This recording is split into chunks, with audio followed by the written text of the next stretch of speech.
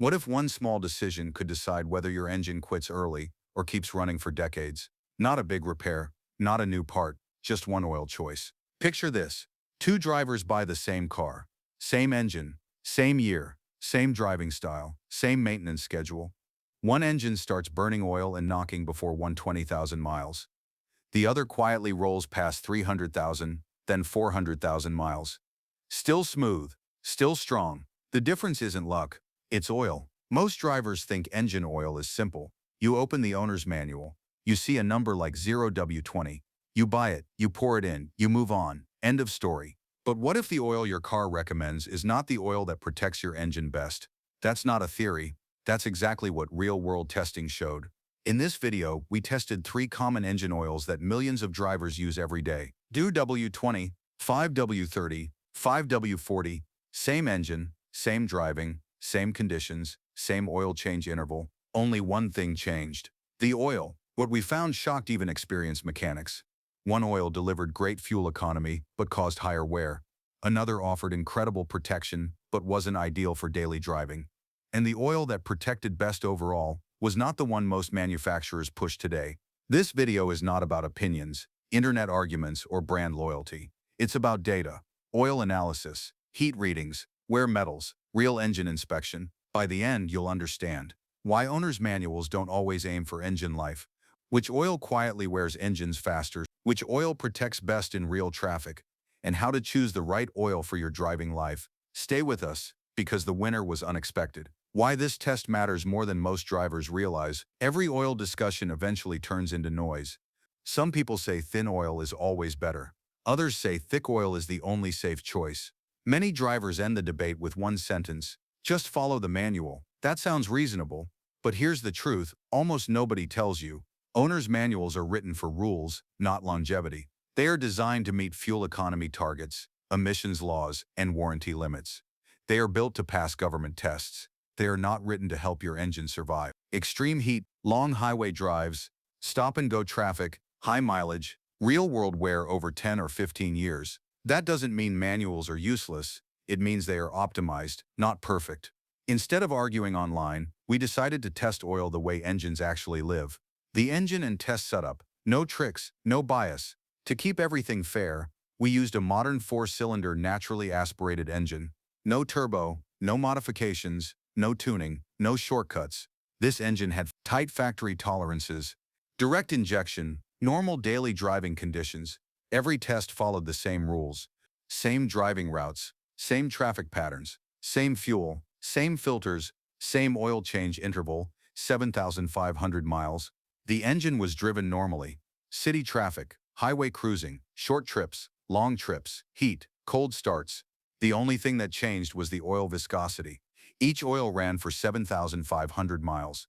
Then went through used oil analysis, UOA, temperature logging, wear metal measurement, internal inspection.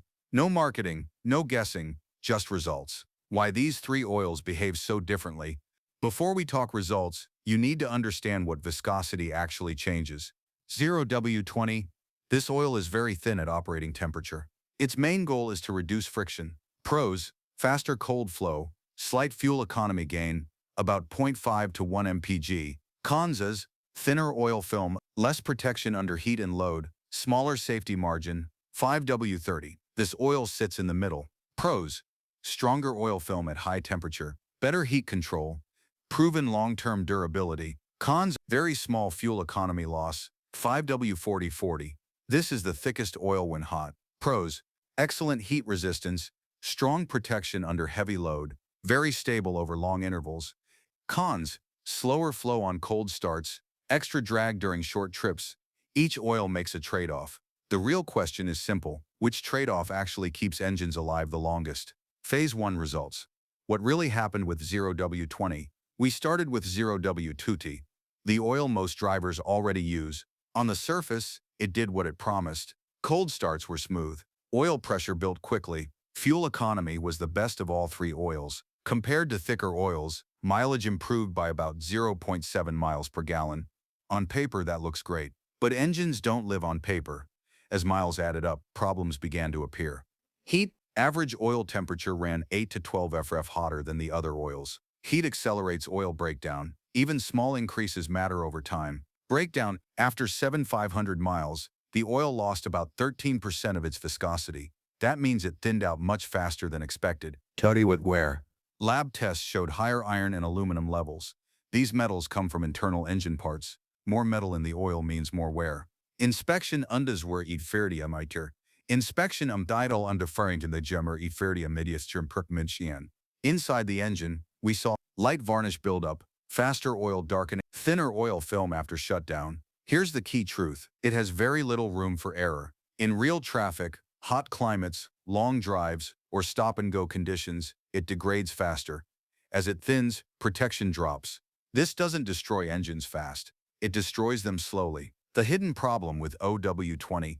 The biggest issue with 0W-20 isn't failure, it's margin. Because it starts thin, it reacts faster to shear emission shear, load, fuel dilution. Once protection drops, wear quietly increases. Drivers don't notice it. Engines still run. Problems show up years later. That's when we switched oils. Phase 2 results. Why 5W-30 changed everything. Next came 5W-30. Same engine, same driving, same mileage. The difference was immediate. Oil temperatures dropped 6 to 9 ff compared to 0W-20. Lower heat means slower oil breakdown.